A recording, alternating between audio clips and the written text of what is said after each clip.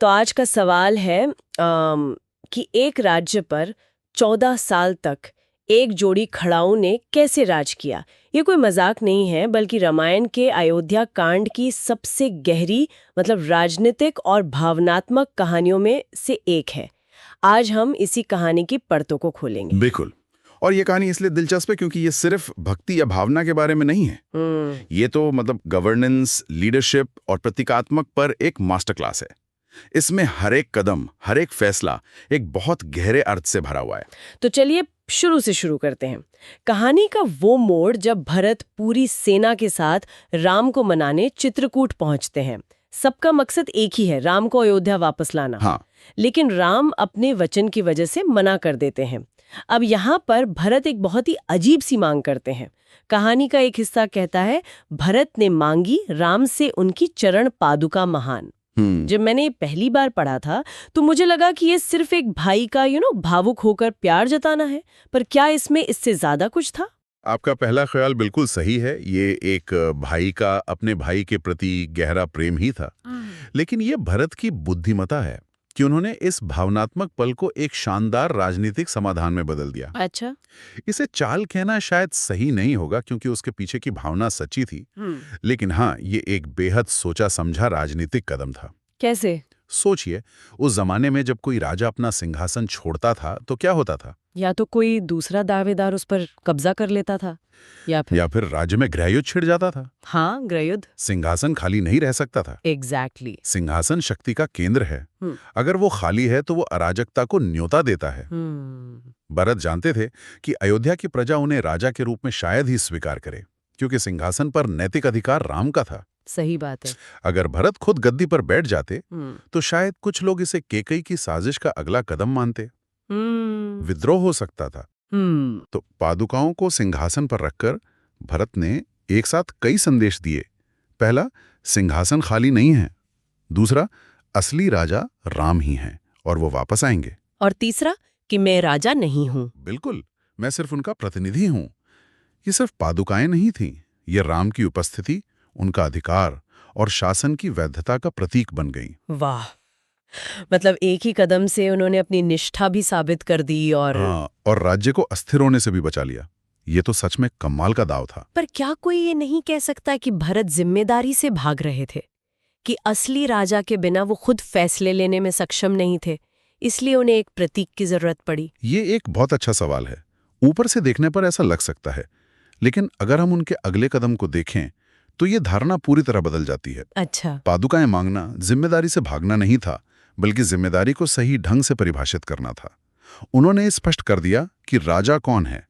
इसके बाद उन्होंने ये दिखाया कि राज कैसे किया जाएगा। और यहीं पर कहानी और भी ज्यादा दिलचस्प हो जाती है। हाँ। भरत उन पादुकाओं को लेकर अयोध्या लौटते हैं, पर वो राजमहल के ऐशो आराम में नहीं जाते। बिल्कुल नहीं। ये हिस्सा मुझे हमेशा हैरान करता है। हाँ। कहानी हमें बताती है, नंदीग्राम में कुटिया बनाई, जिया तपस्वी सजीवन। हाँ। अयोध्या के बाहर एक छोटी सी जगह पर वो एक झोपड़ी बनाकर रहते हैं। एक राजकुमार जिसके पास दुनिया की सारी सुख सुविधाएं हैं, वो एक तपस्वी की तरह क्यों जी रहा है? क्या ये सिर्फ अपनी माँ के किए पर प्रायश्चित था? प्रायश्चित इसका एक बहुत बड़ा हिस्सा था, इसमें कोई शक नहीं।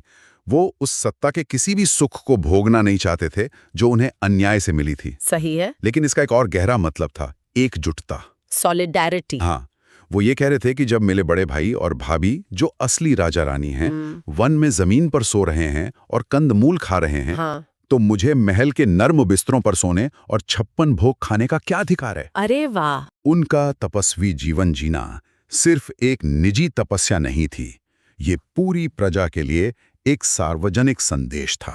कैसा संदेश? संदेश ये था कि ये शासन त्याग और कर्तव्य पर आधारित होगा, भोग और विलास पर नहीं।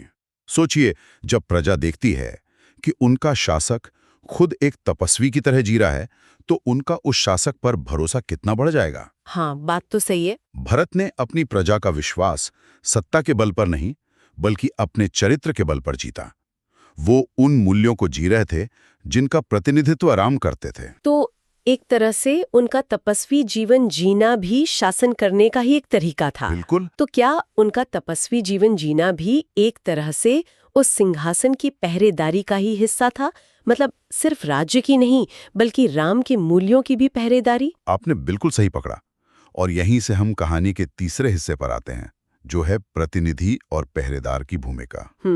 एक पंक्ति है, राम के प्रतिनिधि बनकर किया प्रजा का पालन, और फिर वो शक्तिशाली शब्द आते हैं, खड़ाऊं राज करती रहीं और भरत रहे पहरेदार। हाँ, पहरेदार, ये शब्द बहुत ध्यान से चुना गया है। इसका मतलब राजा या शासक नहीं है। नहीं, पहरेदार का काम क्या होता है? किसी चीज की रक्षा करना। वो उसका मालिक नहीं होता, बस उसकी देखभाल करता है जब तक असली मालिक वापस ना आ जाए। बिल्कुल, सोचिए, आपको आपके दोस्त ने अपने घर की चाबी दी है और कहा है कि बस इसका ध्यान रखना। आप उस घर के मालिक नहीं बन जाते, आप उसके सबसे भरोसेमंद गार्ड बन जाते हैं। सही बात है। भरत ने पूरी अयोध्या के साथ यही किया। उन्होंने खुद को राज्य का स्वामी नहीं, बल्कि उसकी अमानत का संरक्षक माना। ये वो क्या कहते हैं, ट्रस्टीशिप का एक अद्भुत उदाहरण है, जिसकी बात बाद में महात्मा गांधी ने भी की। अरे वाह! ये तो मैंने कभी सोचा ही नहीं था कि आप किसी पद या संपत्ति के मालिक नहीं, सिर्फ ट्रस्टी हैं। तो वो असल में राजकाज चलाते कैसे थे? क्या वो हर फैसले के लिए पादुकाओं के पास जाते थे? हाँ, वर्णन यही मिलता है। वो हर सुबह और शाम उन पादुकाओं की पूजा करते थे। जब भी कोई बड़ा प्रशासनिक फैसला लेना होता, कोई नीति बनानी होती, तो वो मंत्रियों के साथ उस प्रस्ताव को पादुकाओं के सामने रखते थे।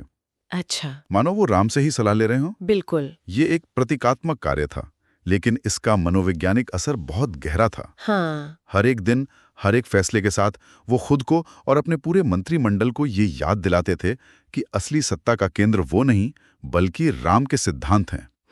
पादुकाएं उन सिद्धांतों का भौतिक रूप थीं। इससे उनके फैसलों में अहंकार आने की कोई गुंजाइश ही नहीं बची। तो ये एक तरह का चेक्स एंड बैलेंसेस का सिस्टम था, जो उन्होंने खुद पर ही लागू किया था। हाँ, बिल्कुल। कमाल है। 14 साल तक इस अनुशासन को निभाना कोई छोटी बात नहीं है। ये त्याग, ये तपस्या, ये पहरेदारी, इन सबको एक साथ जोड़ने वाली शक्ति क्या थी? कहानी का अंत इस पंक्ति से होता है, निस्वार्थ प्रेम की ये गाथा है, सबसे अपरंपार। क्या यही वो गोंद है जो इन सबको जोड़ता है? यही इस पूरे प्रसंग का सार है, उसका दिल है। अगर भरत के मन में राम के लिए इतना गहरा निस्वार्थ प्रेम न होता, तो उनके सारे काम सिर्फ एक राजनीतिक नाटक बनकर रह जाते। हाँ।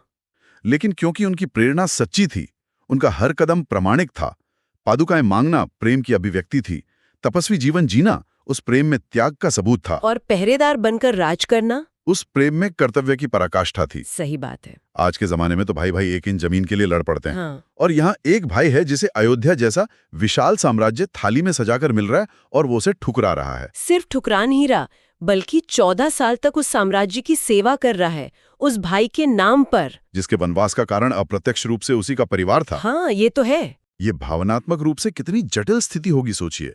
पर भरत के प्रेम में कोई शर्त नहीं थी, कोई द्वेष नहीं था। उनका प्रेम इतना शुद्ध था कि उसने उन्हें इतिहास के सबसे महान कर्तव्यनिष्ठ भाइयों में से एक बना दिया। और ये सिर्फ भरत का राम के प्रेम नहीं था। नहीं, ये राम का भरत पर विश्वास भी था। राम जानते थे कि भरत के हाथों में अयोध्या सुरक्षित रहेगी।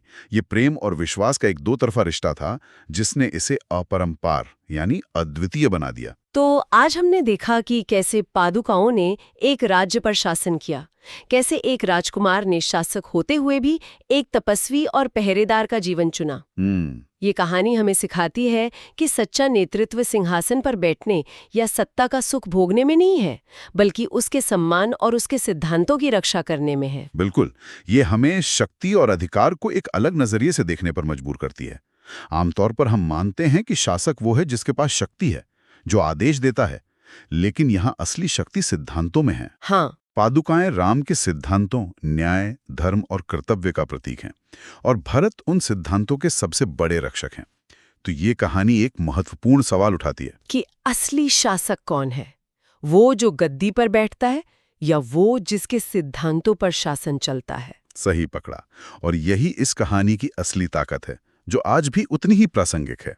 और इसी गहरे विचार के साथ हम आज की चर्चा को समाप्त करते हैं। ये कहानी हमें ये सोचने पर मजबूर करती है कि हमारे अपने जीवन में वे कौन से सिद्धांत या मूल्य हैं जो हमारी अपनी खड़ाऊं हैं, जिन्हें हमें अपने व्यक्तिगत सिंहासन पर रखकर उनका सम्मान करना चाहिए और एक पहरेदार की तरह उनकी रक्षा करनी चाहिए।